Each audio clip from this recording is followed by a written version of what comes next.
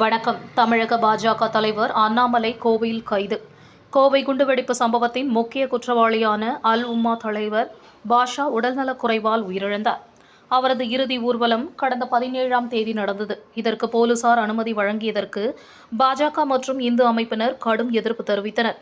அப்படியிருந்தும் கோவை மாநகரில் போக்குவரத்தை நிறுத்தி இறுதி ஊர்வலத்திற்கு போலீசார் அனுமதி வழங்கினர். இது பெரும் சர்ச்சையை ஏற்படுத்திய இந்த ஊர்வலத்திற்கு கண்டனம் தெரிவிக்கும் வகையில் டிசம்பர் 20ஆம் தேதி கருப்பு தினமாக அறிவித்து பேரணி நடத்தப்போவதாக பாஜக அறிவித்தது.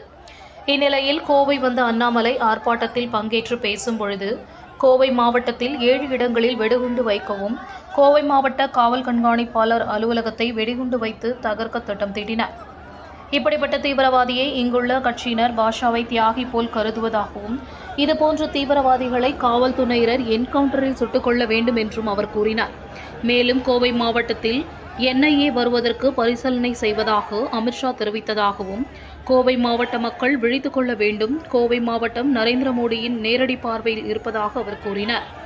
அண்ணாமலை பேசி முடித்ததும் பேரணி துவங்கியது. இதில் ஆயிரக்கணக்கானோர் பங்கேற்றனர்.